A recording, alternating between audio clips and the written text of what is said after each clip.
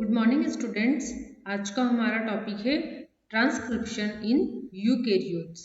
My self Anita Malav, assistant professor, department of botany, JDB government girls college, Kota. Introduction to transcription in eukaryotes. Transcription क्या होता है?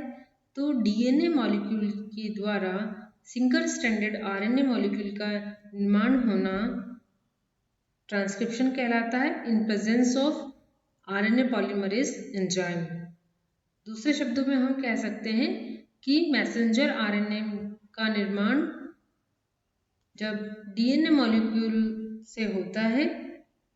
यहाँ पर जो डीएनए मॉलिक्यूल होता है वह टेम्पलेट के रूप में इस्तेमाल किया जाता है। तो इस प्रकार से डीएनए मॉलिक्यूल के अंदर जो सूचना होती है वह मैसेंजर आरएनए के रूप में आगे की ओर बढ़ती है। इस प्रक्रिया को हम ट्रांसक्रिप्शन कहते हैं।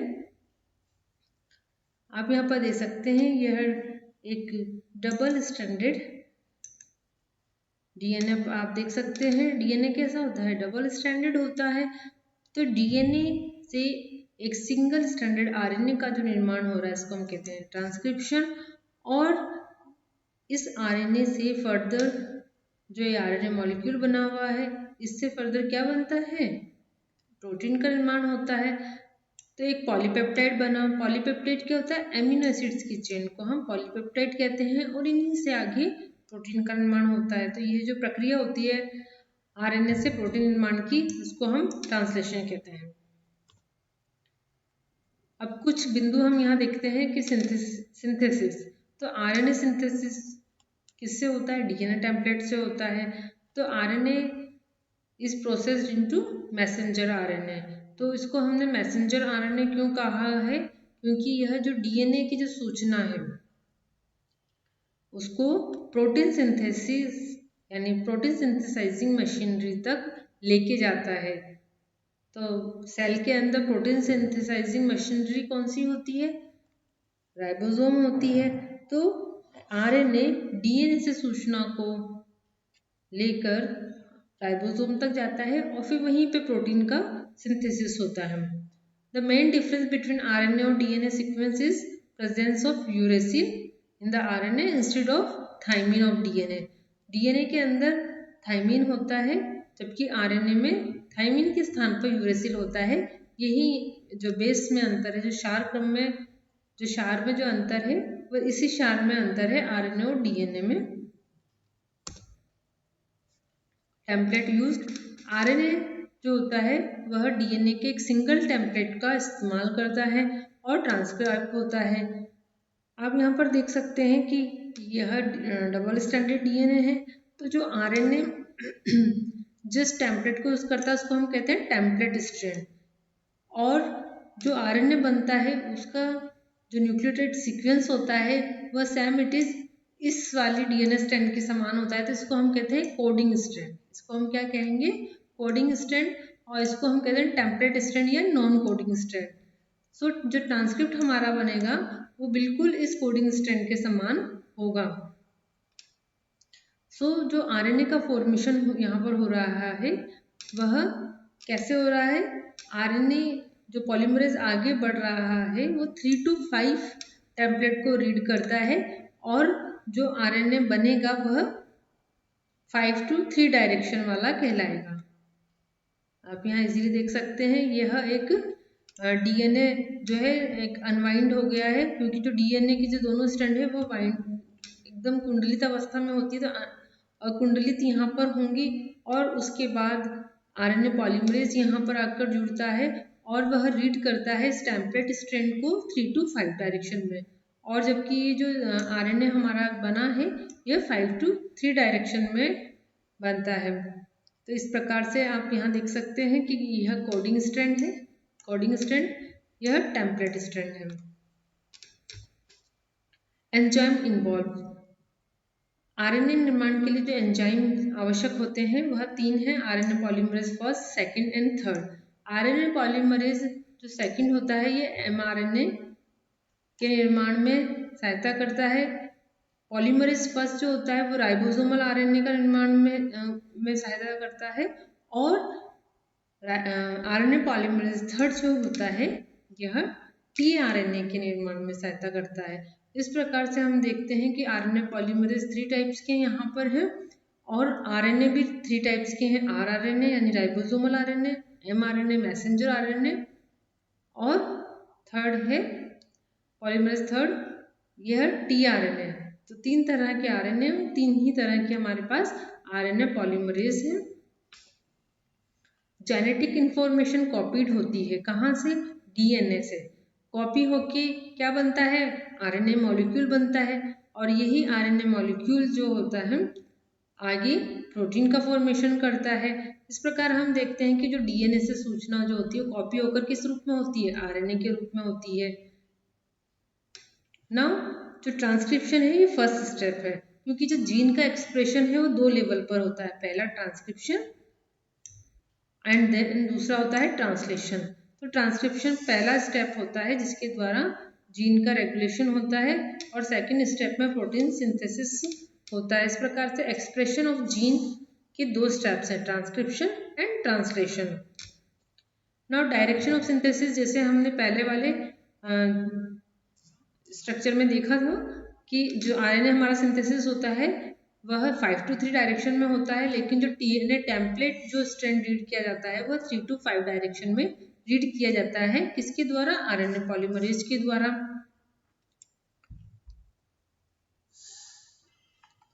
आरएनए पॉलीमरेज जो होता है वह थर्ड एंड जो होता है जीन का, यानी वहाँ पर प्रोमोटर सीक्वेंस होती है, तो उस प्रोमोटर सीक्वेंस पर जाकर वह बाइंड हो जाता है और ट्रेवल्स करता है टूवर्ड 5th एंड। इस प्रकार से वह 3 to 5 डायरेक्शन को रीड करता हुआ आगे बढ़ता है।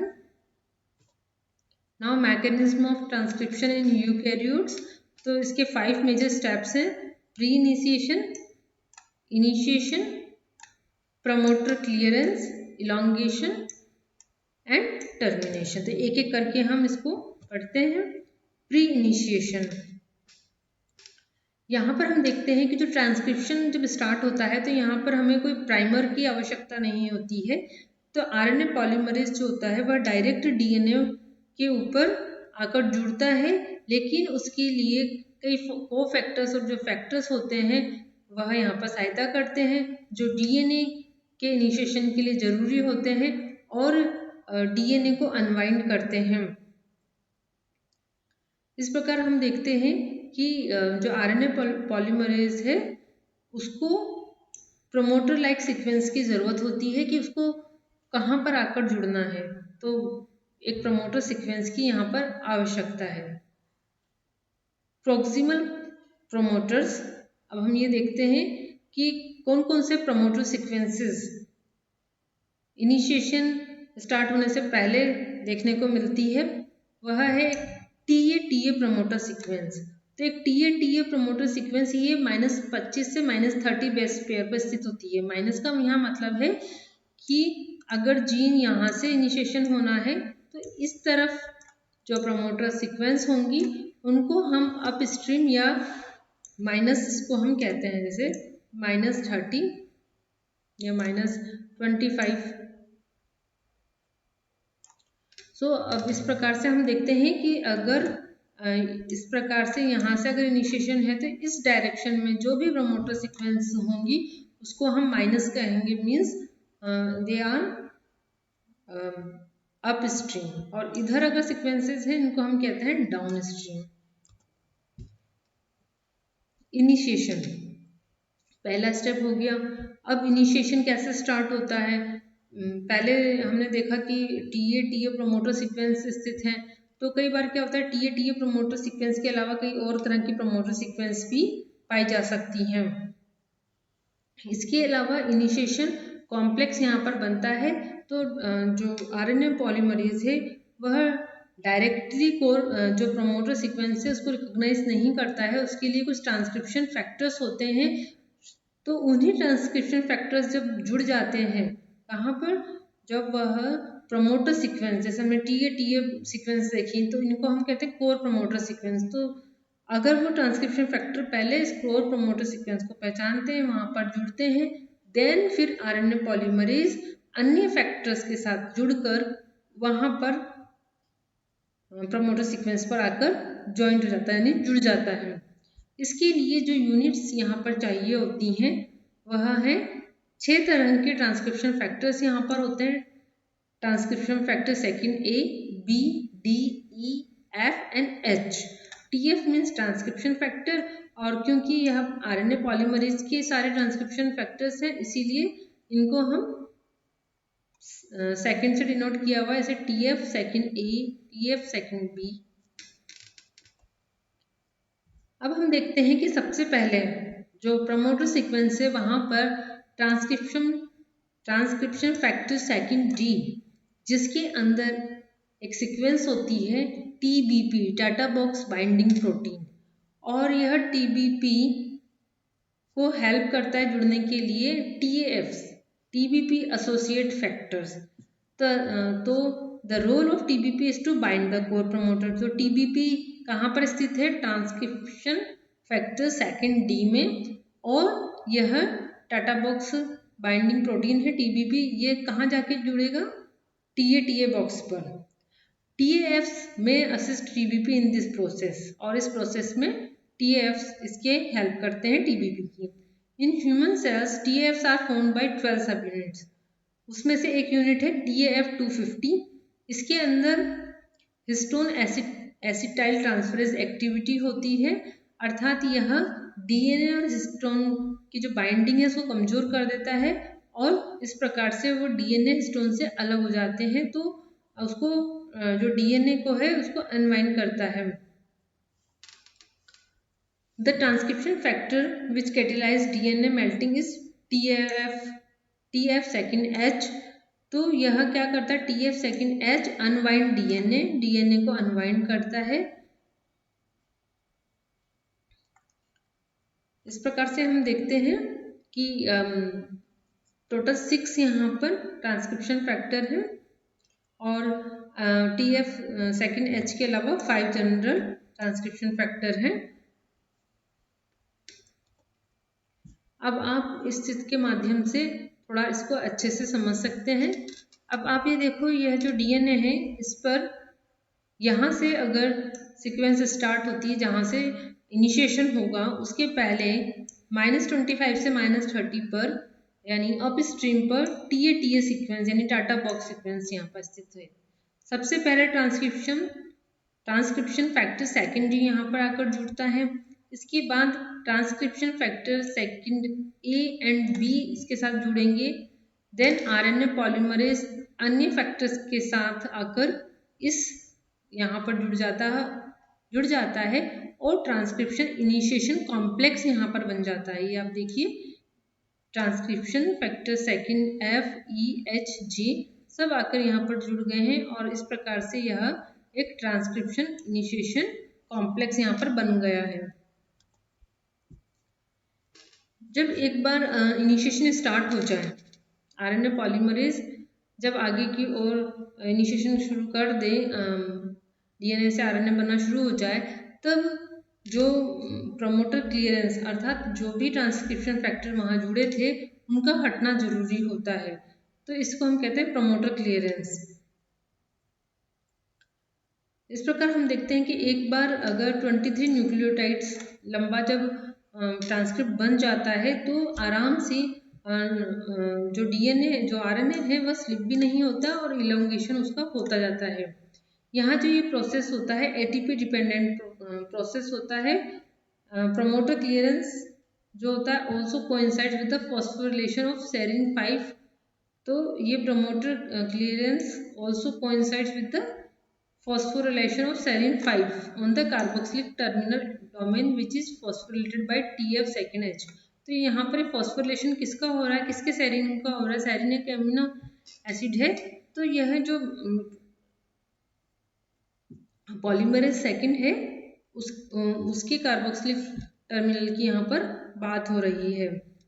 इस प्रकार से हम देखते हैं कि प्रमोटर क्लियरेंस में कौन सा ट्रांसक्रिप्शन फैक्टर हेल्प करता है? TF second H, elongation. इस प्रकार हम देखते हैं कि आरएनए का इनिशिएशन स्टार्ट हो जाता है तो वह 5 to 3 to 5 डायरेक्शन में आरएनए पॉलीमरेज उसको टेम्पलेट स्ट्रैंड को रीड करते हुए आगे बढ़ता है, और जो ट्रांसक्रिप्ट बनता है वो 5 to 3 डायरेक्शन में बनता है। हम यहाँ देखते हैं कि जो आरएनए मॉलिक्यूल हमें प्राप्त होगा उसके अंदर जो बेस है उसमें अंतर होगा। डीएनए में जहाँ पर थायमिन होता है उस जगह आरएनए में यूरेसिल होता है। डीएनए में जो शुगर होती है वो डीऑक्सीराइबोज होती है, जबकि आरएनए के अंदर राइबोज शुगर होती है। जैसे ही प्री इनिशिएशन कॉम्प्लेक्स जो होता है असेंबल्ड हो जाता है प्रमोटर पर, TF2H can use its helicase activity to unwind DNA. इस प्रकार हम देखते हैं पहले जब प्री इनिशिएशन कॉम्प्लेक्स बन गया, फिर TF2H क्या करेगा, हेलिकेज एक्टिविटी इसमें होती है और इसको डीएनए को अनवाइंड करता है, और इसके लिए आवश्यकता होती है एनर्जी की, जो ATP हाइड्रोलाइसिस के द्वारा मिलती है। आरएनए पॉलीमरेज जो होता है वो न्यूक्लियोसाइड ट्राइफॉस्फेट्स के को यूज करता है किसके लिए, एनर्जी के लिए। TF2F remain attached to the RNA polymerase but all of the other transcription factors have dissociate from PIC। फिर हम देखते हैं कि जो प्री इनिशिएशन कॉम्प्लेक्स जो बना है उससे सभी फैक्टर्स हट जाते हैं, लेकिन ट्रांसक्रिप्शन फैक्टर 2F उससे अभी भी एसोसिएट रहता है। The CTD terminal of the largest subunit of RNA polymerase second is critical for elongation. Important है elongation के लिए। In the initiation phase CTD is unphosphorylated, but during elongation, जब उसका इनिशिएशन फेज में तो क्या होता है, अनफॉस्फोरिलेटेड होता है, लेकिन जैसे इलोंगेशन होता है ये फास्फोरिलेटेड हो जाता है। This domain contains many proline, serine and threonine residues. अब हम टर्मिनेशन देखते हैं। वैसे यूकैरियोटिक ट्रांसक्रिप्शन की जो मैकेनिज्म है इसमें टर्मिनेशन बहुत ज़्यादा क्लियर नहीं है, लेकिन आप यहाँ पर देखेंगे कि जब इसका टर्मिनेशन होना वाला होता है उसके पहले हमें पोली ए सिग्नल्स यहाँ देखने को मिलते हैं। तो ए की जो सीक्वेंस आपको यहाँ पर देखने को मिलेगी, तो इस प्रकार से पोली ए इसको हम कहते हैं। और इसके बाद 0.5 से 2 kb पर ट्रांसक्रिप्शन का टर्मिनेशन यहाँ पर हो जाता है। इस प्रकार हम देखते हैं कि पोली ए सिग्नल्स यानी एडेनिन आपको बेसेस यहाँ पर दिखाई देंगे, और उसके बाद डाउन स्ट्रीम पर 0.5 से 2 kb के बाद ट्रांसक्रिप्शन का टर्मिनेशन हो जाता है। नाउ हम यहाँ देखते हैं कि जो ट्रांसक्रिप्शन फैक्टर्स होते हैं हमने देखे कि वो कितने इंपॉर्टेंट होते हैं और किस प्रकार से इनिशिएशन कॉम्प्लेक्स बनाते हैं और आरएनए पॉलीमरेज को जुड़ने में मदद करते हैं। एक और यहाँ पर फैक्टर है HAT, हिस्टोन एसिटिलाइजेशन कैटेलाइज्ड जो प्रोटीन होता है HATs कहते हैं। यह डीएनए और हिस्टोन के बीच में जो बॉन्डिंग है उसको रिलीज करता है, लेकिन हम ये देखते हैं कि TF2D जो है ट्रांसक्रिप्शन फैक्टर 2D, इसके अंदर भी HAT एक्टिविटी होती है और यह भी हिस्टोन एसिटिलाइजेशन करता है। उससे क्या होता है कि जो डीएनए और हिस्टोन के बीच में जो बॉन्डिंग है वो ढीली हो जाती है। इसके अलावा हम देखते हैं कि binding of activators to the enhancer element recruits HAT to relieve association between histone and DNA. अगर एक्टिवेटर एनहेंसर पर आकर जुड़ जाएगा तो HAT जो अपना रोल है वह अदा करेगा और हिस्टोन और डीएनए को एसोसिएशन को तोड़ेगा, उनके बीच उनको डिसअसेंबल करेगा और इस प्रकार से ट्रांसक्रिप्शन इनिशिएशन को यानी एनहांस करेगा। अगर रिप्रेसर जो होता है binding of repressor to the silencer element, इससे क्या होगा कि जो हिस्टोन है वह डीएसिटिलाइज हो जाएगा और जो हिस्टोन और डीएनए के बीच में एसोसिएशन है वह टाइट हो जाएगा। तो इस प्रकार से हम देखते हैं कि किस प्रकार से एक्टिवेटर और रिप्रेसर का भी यहाँ पर रोल होता है। Now role of RNA polymerase first, second and third. जैसे हमने देखा कि आरएनए पॉलीमरेज फर्स्ट आरआरएनए का निर्माण करते हैं, आरएनए पॉलीमरेज सेकंड जो एंजाइम है वह एमआरएनए के निर्माण में सहायता करते हैं और आरएनए पॉलीमरेज थर्ड जो होता है यह टीआरएनए का निर्माण करता है। पॉलीमरेज सेकंड के बारे में हमने पढ़ लिया है कि किस तरह से ट्रांसक्रिप्शन फैक्टर्स जो होते हैं वह इनिशिएशन शुरू करते हैं, एक ट्रांसक्रिप्शन इनिशिएशन वह बनाते हैं। देन उसके बाद आरएनए पॉलीमरेज प्रमोटर सीक्वेंस, जिसको हम TA बॉक्स कहते हैं, जो -25 अप स्ट्रीम पर स्थित है। और इस प्रकार से सबसे पहले वहाँ ट्रांसक्रिप्शन फैक्टर सेकंड D जो है वह आकर जुड़ता है, और फिर अन्य ट्रांसक्रिप्शन फैक्टर A और B भी आकर जुड़ते हैं। देन आरएनए पॉलीमरेज सेकंड के साथ अन्य फैक्टर्स आकर उस कॉम्प्लेक्स में जुड़ जाते हैं और इनिशिएशन कॉम्प्लेक्स बनाते हैं। यहाँ हमने पढ़ लिया है। अब हम नेक्स्ट आरएनए पॉलीमरेज फर्स्ट के बारे में देखेंगे कि यह 4 राइबोसोमल आरएनए यानी 18S, 28S और 5.8S आरएनएस का निर्माण करता है। तो आरएनए पॉलीमरेज फर्स्ट जो होता है, यह इसका ट्रांसक्रिप्शन जो होता है यह कैसे स्टार्ट करता है आरएनए पॉलीमरेज। तो जो जीन होती हैं जो आरएनए को कोड करेंगी, तो उन जीन पर 100 बेस पेयर अपस्ट्रीम पर ट्रांसक्रिप्शन स्टार्ट साइट्स होती हैं, वहां पर आरएनए पॉलीमरेज आकर जुड़ जाता है।